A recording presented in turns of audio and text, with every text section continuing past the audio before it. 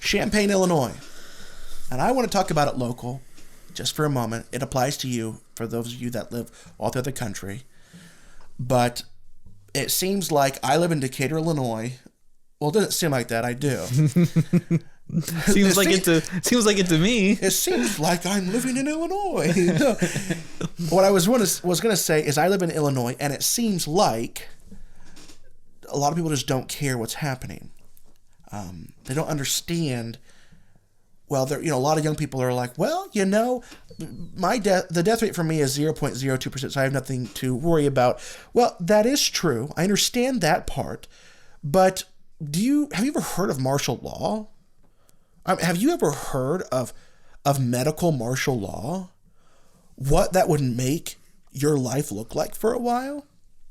If you don't think it's coming to you, and maybe even those in the area, if you don't think it's coming to Decatur, Illinois, how about you look down the road about 40 minutes at Champaign, Illinois, right? This is a bigger city, and it's where the University of Illinois is, the big U of I. Mm-hmm. How about you look what they just did this morning? Well, I'll tell you what they did. Total power grab, right? And several cities have done this, but I don't know if it's been quite to the extent of what Champaign, Illinois just did. Executive order in Champaign was just issued this morning. It was a declaration of emergency for the city of Champaign. They just voted on it. You're seeing on page 2, there is the mayor saying the declaration is effective as 4:30 p.m. on March 12th, which was the previous Thursday. So understand that the declaration was effective then, but it still had to be voted on. All right. So since then, it was voted on. It was voted on as of this morning, 9-0. It was voted. It was passed today, which is Friday the 13th. That's creepy. Well, I wouldn't classify myself as superstitious. Me neither. I would classify myself not as superstitious, but as little-stitious. Not superstitious, but maybe little-stitious. That's a dad joke. That's a joke from a series that we like called The Office. But anyway, so that was put into effect. It was put into effect today at March 13th, which is today, Friday. I want to go to page 4. It says this. Section 13, the duration, and then I'm going to go into what this means for Champaign. This ordinance shall be effective for 28 days from the date of passage. The ordinance shall continue for 28-day periods thereafter unless repealed or amended by the city council. So basically it's saying once it's put into effect, it can continuously continue like the Energizer Bunny. It doesn't have to stop. Now, you'll notice that it's blank there on page 4. It's been approved now. All right, this is the PDF that I pulled. And this isn't a declaration of emergency of what it would look like for any city. This is the declaration of what the city of Champaign has decided upon. Mm-hmm. Just buckle up. This is martial law, people. This is medical martial law. Do you know what the difference between an executive order issuing a declaration of emergency, what the difference between that and martial law is? Not a lot. One sounds scarier. Basically, this is setting up for martial law. Mm-hmm. So, page 5 at the top. After the declaration of an emergency, the mayor may, in the interest of public safety and welfare, make any or all of the following orders and provide the following direction. Now, I'm not going to read all of these because this is a crazy document, but I'm really upset at some of the local news was saying executive order in Champaign could ban firearms and alcohol. And that was literally all they had said. Mm-hmm. Now, other news is reporting other things. They're becoming more detailed now. But I'm in these live feeds, like I'm talking to everybody. I'm like, they're totally misrepresenting what is actually taking place here. It does have to do with firearms. It does have to do with alcohol, but there is so much more at play. That's just the tip of the iceberg. Tip of the iceberg. Listen, we can't read them all, but this is what was voted into Champaign, Illinois today. The mayor, and understand under martial law, the most powerful person.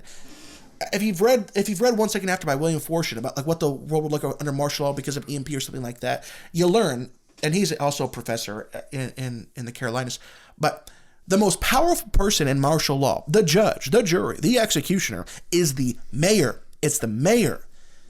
Understand that. So this is the mayor of Champaign, given total power. We'll just start off with number 2.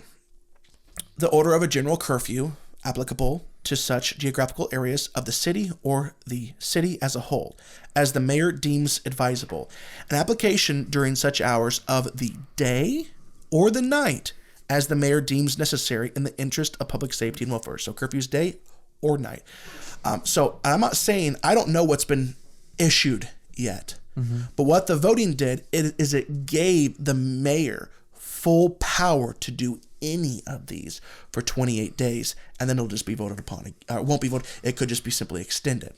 So I'm not saying this is happening, but they have every legal right to do this now in Champaign. Number 3, order the closing of all retail liquor stores, including taverns and private clubs, or portions thereof wherein the consumption of intoxicating liquor and beer is permitted. 4, order the discontinuance of sale of alcoholic liquor by the wholesaler or retailer. 5, order the discontinuance of selling, distributing, or giving away gasoline. The discontinuation of selling gasoline or other liquid, flammable, or combustible products in any container other than a gasoline tank properly affixed to a motor vehicle. It's like, well, I mean, Zach, so first of all, I'm telling you right now, you need to stock up on gas. You need to always make sure your car is full, and if you have some 5-gallon containers of that hold gasoline, you need to have them in your car. He's like, well, Zach, it's saying that you can't sell gas, but you can still put it into your car. Under mandatory quarantine, under medical martial law, okay, there's no trucks going in or out, and we're going to get to that. So it means there'll be no gas to pump at the gas stations once the gas is gone. That'll be reserved just for city officials and, if the military is there too. Number 7, order the control, restriction, and regulation within the city by rationing, issuing quotas, fixing or freezing prices, allocating the use, sale, or distribution of food and fuel, clothing, and other commodities, materials, goods, or services, or the necessities of life. Total control over your life. Order city employees or agents on behalf of the city to take possession of any real or personal property of any person. Not only can they take your physical property of your home, your land, but anything within your home. That includes your food. That includes your 9,000 rolls of toilet paper, right? And by the way, which I've seen this online, it is very true, which doesn't make any sense because this is a respiratory infection. This has nothing to do with your butt. I mean, you're going to be going the same amount as if whether you had the virus or not. This has nothing to do with diarrhea or anything. It's like the regular amount of toilet paper that you would use for quarantine of 2 months. That's the amount that you need to have. It's more important that you have food and water. So yeah, so they can take it all. Number 9, order restrictions on ingress or egress to parts of the city to limit the occupancy of any premises. So this isn't just saying no trucks in or no trucks out. It's saying you're not even allowed to go to certain parts of the city. All right, we're going to skip a few.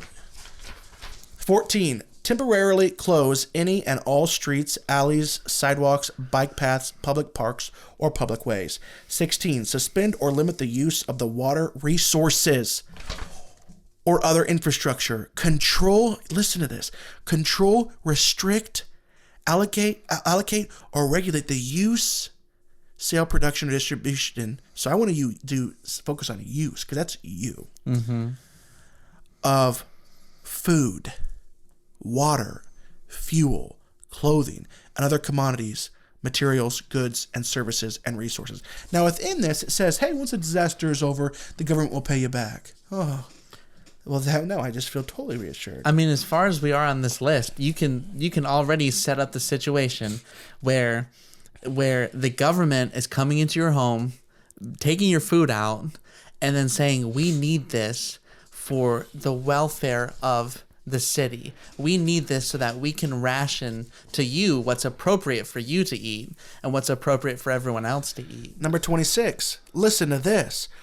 Require the continuation or termination, disconnection, or suspension of your natural gas, electrical power, your water, your sewer, communication, or other public utilities or infrastructure. You can turn your electricity off.